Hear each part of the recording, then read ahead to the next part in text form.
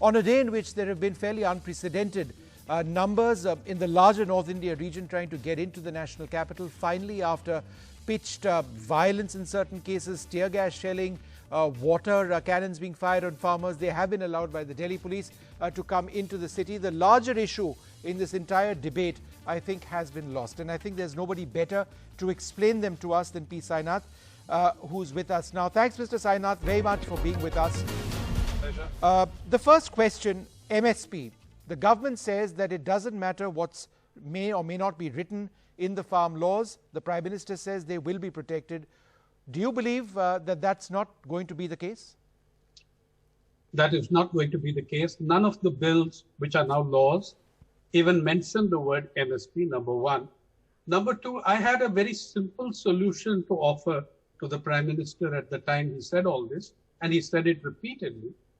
If you are so firm on the MSP, if you are so clear that no one and nothing can take it away, you've ran through 3 complex, heavy bills.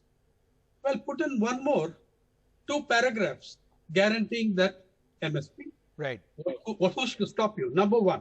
Number two, Vishnu, you need to know that in 2011, there was a report, and you can still find it on the Consumer Affairs Ministry website. It was a report of the Consumer Affairs Group. It said categorically, no transaction should be allowed in agriculture below the MSP rate. And the secretary of the chairman of that group was a chief minister called Narendra Modi. Please look at it. It is point 3B of that report. It's on the Consumer Affairs Ministry website.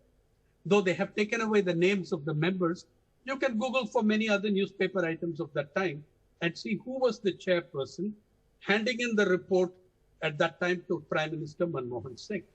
So there is, with all these things on record, what's another 2 paragraphs to put that? Okay. But I do want to say, I do want to refer to something that, in fact, I watched largely on NDTV yesterday and today. Vishnu, barricades, barbed wire, border security force, 10-foot trenches, water cannons. Was that Sambhu or was that Pulwama? Was that the line of control or was it Haryana? I mean, it's gone berserk. And I think what happened today was actually a huge slap in the face of arrogance and callousness.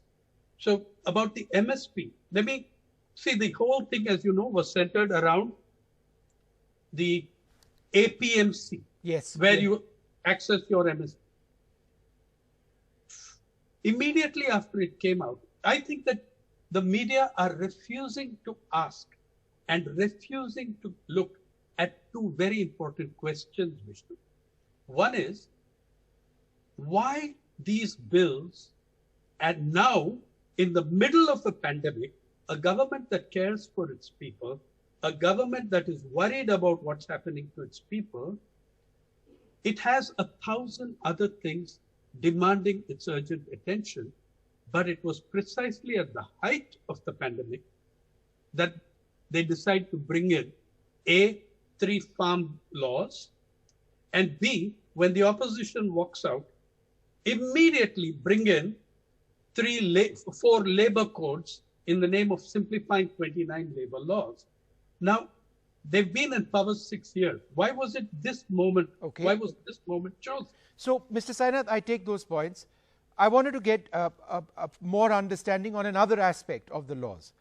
The fear is that big agro processing companies will come in to areas where there have always been small farmers, which is the large amount of our country, and farmers will be forced to sign documents whereby they will be forced to supply their produce to these agro processing companies, and therefore they will not be free to get the price that they would seek. Is this necessarily correct? It is the intent. Now, what I'm trying to say is that the entire intent of all the bills, whether labor or, is to strengthen, to reduce the bargaining power, reduce the strengths of your farmers and workers vis-a-vis the corporate sector. Now, the problem is, and you've seen it yesterday and today, and I predicted this the last time I spoke to your colleague on NDTV. The intent of those bills, especially the APMC bill, the intent is entirely pro-corporate. The result is chaos. Because they are expecting the corporates to line up and put their money, and that isn't so simply easily going to happen. Bihar scrapped its APMC Act in 2006. Nothing has come in by way of great chains and retail chains. Kerala never had an APMC Act, and no similar huge investments in chains by corporations. Maharashtra has practiced this very bill since 2015 with the Vashi APMC, and it has, in fact, the value of transactions at the APMCs in Maharashtra are 5 times those of the private chains. So don't expect the corporate world, the corporate sector is not eager to rush in and throw money at farmers. It's wanting you to use public money to create the infrastructure, public money to be handed over to them like they have. Okay. So, Mr. Sainath, that brings me to sort of my other point this evening with you. When one speaks about one nation, one farmer, one nation, right? It sounds wonderful that farmers can actually sell their produce wherever they want, and conditions need to be facilitated for that. The laws, some of the laws try and attempt to do that. Is that just rhetoric? Can that at all be achieved? Is that a good thing? It's worse than rhetoric. It's a bad joke. Number one, so you create this one nation, one farm. Yeah, so the guy in Kanyakumari is going to leap onto his bullock cart and race off towards a mandi in Madhya Pradesh because he's got a better price there. Let's talk sense. No? Who is going to benefit on who is going to be able to pick up the better price in Madhya Pradesh? Not the farmer. And firstly, the very basis of these 3 laws is anti-constitutional in the sense that agriculture is a state subject. It's listed as a state subject. Labor at least is listed in the concurrent list. Agriculture is a state subject. Yeah, you have done this in the teeth of opposition of state after state after state. The idea that you are freeing the farmer, why? The liberated farmers there don't seem to be so thrilled about it. No, they don't. They don't, yeah. That's one thing. The second thing is, I think, Vishnu, if you want to understand this, if you want your viewers to understand this rather, I think we need to explain give them an analogy which would make understanding an APMC's role much better. APMC is not a heaven. It's a seriously flawed institution, but it is extremely necessary. Yes. And here's a very simple analogy for you. Let's take government schools. Government schools are the APMCs of the education sector. In most states of this country, barring 1 or 2 in the south, they're in awful condition. Most of them don't have proper toilets. Correct. A large number don't have toilets for girls.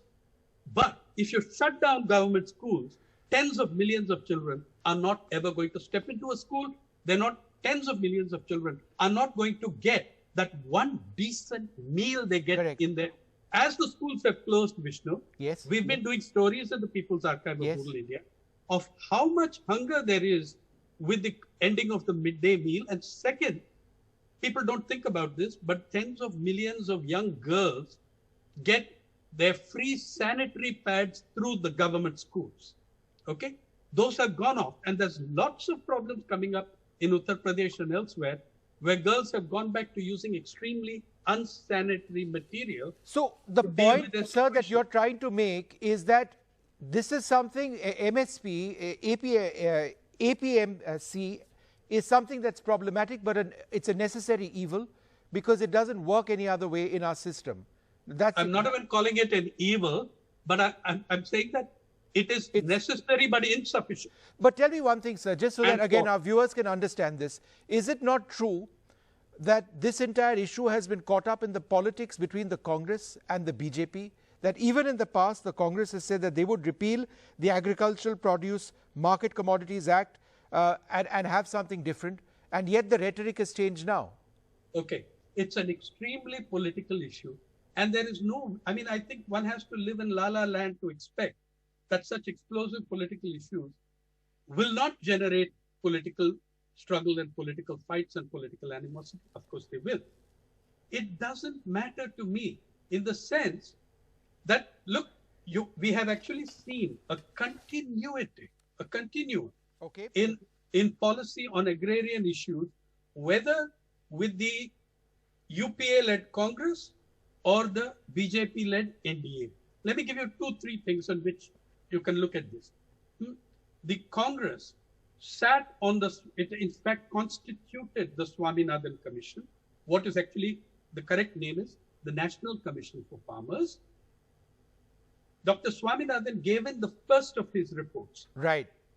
On December 2004 and the fifth report by October 2006. Okay, Mr. Sainath, I'm only interrupting you now because I'm running short of time on this program. But thank you so much for raising those points. We will keep talking on a lot of those key issues.